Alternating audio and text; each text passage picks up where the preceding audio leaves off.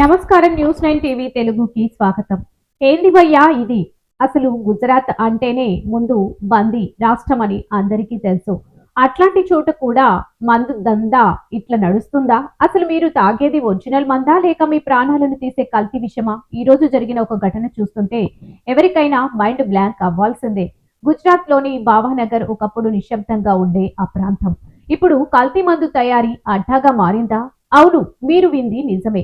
పోలీసులు చేసిన దాడిలో బయటపడ్డ విషయాలు వింటే మీ వెన్నులో వణుకు పుడుతుంది. ఏకంగా ఒక సీక్రెట్ లొకేషన్ పట్టుకొని అక్కడ నిల్వ ఉన్న భారీ స్టాక్ ను చూసి పోలీసులే ఆశ్చర్యపోయారు.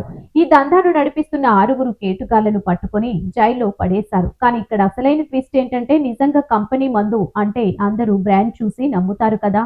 వీళ్ళు చేసింది ఏంటంటే ఖాళీగా ఉన్న ఒరిజినల్ కంపెనీ బాటిల్స్ ని ఏరి వాటిలో గల్లీలో తయారు చేసిన నకిలీ మందును నింపి పైన కొత్త సీల్స్ వేసి ఒరిజినల్ లాగా మార్కెట్ లోకి వదిలారు. అంటే ఆ బ్రాండ్ పేరుతో మీ ప్రాణాలతో చెలగాటం ఆడుతున్నారు ఈ మాయగాళ్ళు. మందు తాగేటోడికి లోపల ఏముందో తెలియదు, తాగినాక వాడి పరిస్థితి ఏందో వాడికే తెలియదు. ఇది కేవలం మందు దందా మాత్రమే కాదు, సామాన్యుడి ప్రాణాలతో చేస్తున్న ఖతర్నాక్ వ్యాపారం. ప్రభుత్వాలు మందు బందీ అంటాయి, పోలీసులు నిఘా పెడతారు, కానీ వీళ్ళు మాత్రం వాటన్నిటిని పక్కన పెట్టి మరి ఇట్లాంటి అడ్డగోలు పనులు చేస్తున్నారు.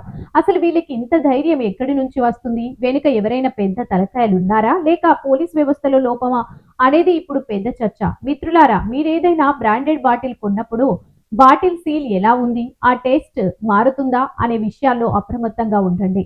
లేకపోతే మీ కష్టార్జితం పోవడమే కాదు, మీ ఆరోగ్యం కూడా హుష్కాకి అవుతుంది. ఇలాంటి కల్తీ రాయలను ఏం చేయాలి? ఉరి తీయాలా లేక ఇక కఠినమైన శిక్షలు పడాలా? గుజరాత్ దాడుల మీద మీరేమంటారు? కింద కామెంట్ బాక్స్ లో మీ అభిప్రాయాన్ని తెలపండి. ఈ వీడియోను మీ మిత్రులందరికీ షేర్ చేయండి, ఎందుకంటే ఒక్క షేర్ 10 మంది ప్రాణాలను కాపాడవచ్చు. మరిన్ని అప్డేట్స్ కోసం చూస్తూనే ఉండండి న్యూస్ 9 టీవీ తెలుగు. జై హింద్.